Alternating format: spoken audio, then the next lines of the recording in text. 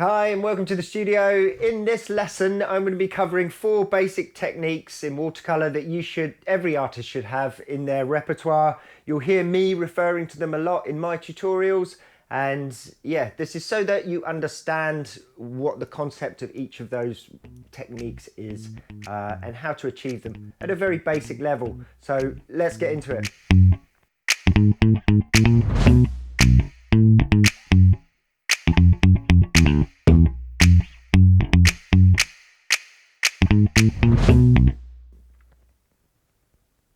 So as you'll see, I've got these 3 basic shapes just drawn out, and that's so that they can dry. Some of the techniques that I want to show you require having a dry piece of paper. So if you want to follow along, kind of paint these shapes out, let them dry thoroughly. I'm going to show you how these techniques work on dry paint and also on wet paint. So the first one we're going to get into is layering. I've put down this layer of lemon yellow, and then let it dry entirely, and then I'm just going to grab some alizarin crimson here and layer it over the top, as I just said. So let's just draw a square here, shall we? You can see that where that lays over that yellow, you get a lovely orange. And if you don't move the paint around too much, you won't move that yellow. The yellow will stay there and the red will sit on top, and it will create that lovely orange effect. You can move the paint around, so you can remix this paint if you wanted to. So we could blend and mix a more even orange, I suppose. But the idea with that is that you just let those colours layer over the top of each other. And if you want it to work, you need to have a dry base to start with. If you put the paint onto a wet base, it's just going to bleed, so it's a different effect.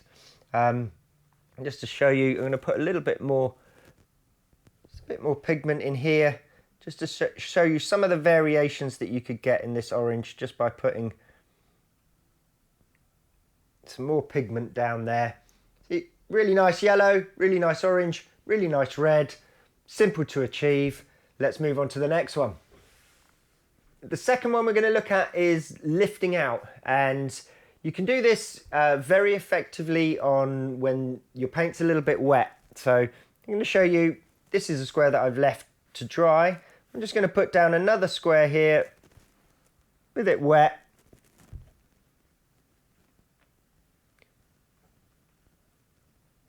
It's got wet, nice wet square there. And now you can lift out with various different things. So I very often use a piece of kitchen roll. The trick is, I suppose, to do it loosely. I'm generally trying to create texture, so you can just dab it into places, just to lift out lovely highlights. If I'd made a mistake, for example, so say I did a splash there, I'd probably want to be, you can try and lift out that whole thing as well. So you can use it for kind of correcting mistakes. If you're quite quick while the paint is wet, you can just lift it out.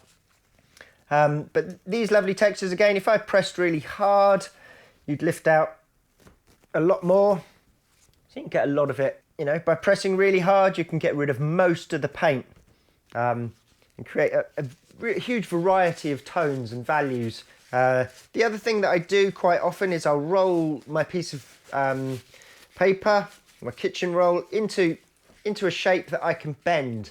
So I can produce curves and I can lift out areas of highlight. So I'll produce something like that, and then you'll see I can apply that as a curve, and if I wanted to produce a highlight above an animal's eye, or there's lots of different things you can use that for in terms of lifting out, creating shapes. I'll just show you there. All sorts of things you can also, very lightly, just applying it lightly is really great for creating textures. So that's lifting out of wet paint. Much easier to do it when it's wet. Lifting out from dry paint is a very different story. So if I just use this same bit of tissue paper on this side and start dabbing, nothing happens. That paint is dry. What you have to do is reactivate that paint in some way with water. So you've got to get that paint wet again if you want to start lifting it out. And you can do this in a few ways again. So the first and most obvious way is if you get a brush slightly damp, not too much water, and just start re-wetting the area that you want to lift out. You can just move the paint around a little, just get it wet. You start almost rubbing out, I suppose. You can think of it like rubbing out. You won't get rid of all the paint until you actually lift it out, but if you create a damp patch, re-wet that paint, and then come in and just lift out that patch. And you see you get a nice highlight there. Much softer, so you see the edges are much softer where we've blended and blended and blended. You know, you're not going to get these crisp, sharp lines that you do when you're lifting out from wet paint. But you can still take out paint from dry paint. That's a way we'll take out colour from dry paint. By the way, I'll just show you again. You'd work the surface area. If you want to be really precise, you could probably use a smaller brush and just work it in. But you see how we can change that tone. So that's lifting out of dry paint. Much harder. You're probably not going to get as much of the paint out, so you're not going to achieve this bright, crisp white that you get when you lift it out straight away and it has another chance to kind of sink into the paper. You'll find that it will stain the paper a little bit more. So that is lifting out from dry, lifting out from wet. The next one we're going to do is softening edges. So when you've got a hard line left, you've let paint go up to the edge. That's fine sometimes, but there are often times where you might just want to soften that edge. And you'll see I've got this dry circle here, so I'm going to show you again how this works with dry paint that's been left to dry and with wet paint. So we'll start with this dry paint. Just going to rinse out my brush, get a little bit of water, you know, not too much, and you can just start like we did up here.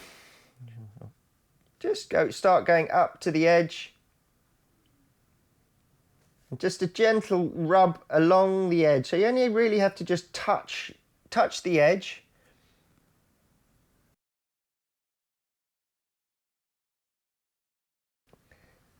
So what you're trying to do here is just agitate the paint a little bit. You just want the water to touch up to that paint and then just get that paint moving, and you'll see.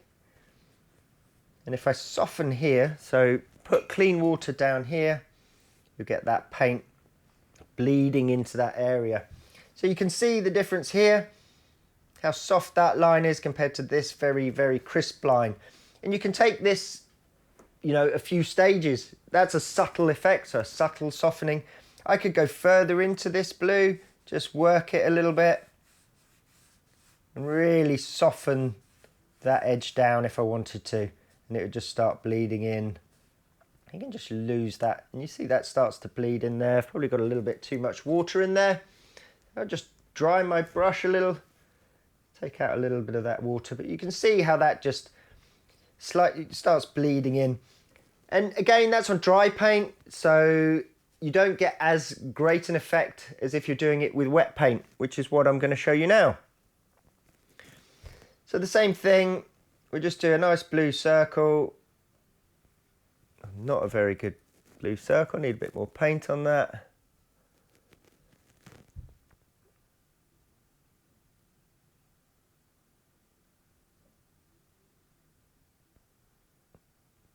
So as we've got these hard edges, fill in the middle, and pop a little bit more pigment in there, just using this ultramarine.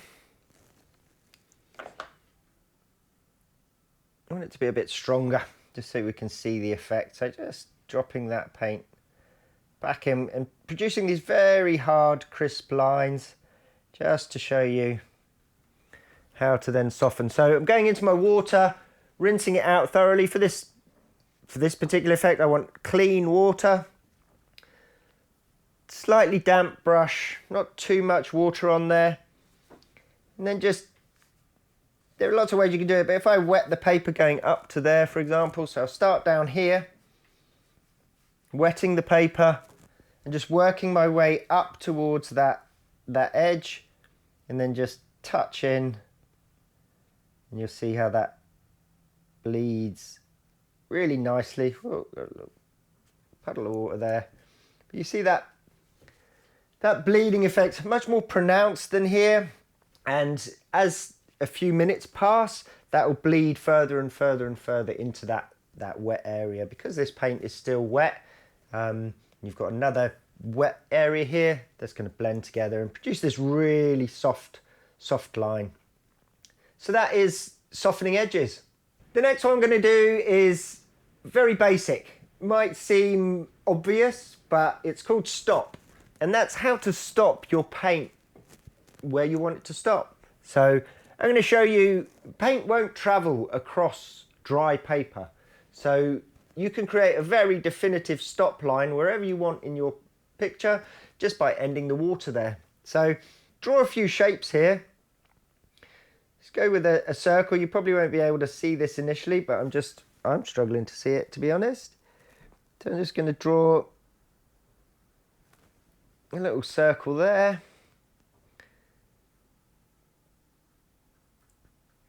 A triangle, and maybe a square. A little bit more water.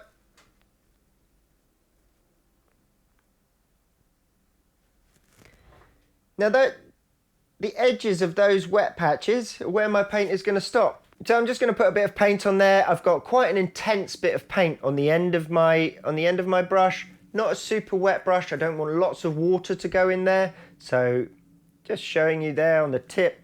If you've got too much water, you could just dab it on a piece of tissue paper. But it's more about adding pigment, I suppose, than water. You don't want to add loads of water. You've already got water on the page. So if I just drop this into the center, should spread out really nicely. And you know, the more I add there, the further it will spread.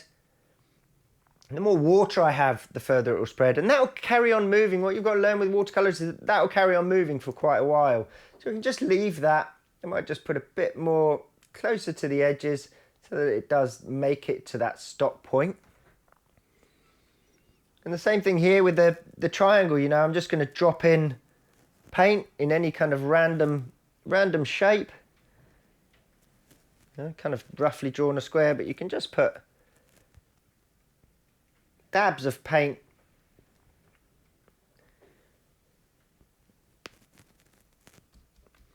And what you'll find, as that colour bleeds out, it will go to the edges of where that water is and then stop. It's going to go no further. And you'll get quite a tight edge. Got a little bit too much water here maybe. Just lift that water out and allow that paint to spread out and bleed. You're never going to go beyond those wet points. So you can even see I've got a couple of little spots here. Tiny little spots of water. You could even just drop in tiny little bit of pigment into those spots and that's all you'd get. So it's about holding the water back, you know, creating a barrier where it can go no further. And that is stop. Hope you've enjoyed this video. Got lots more techniques videos on this channel, so go and check those out and hopefully I'll see you in the next one.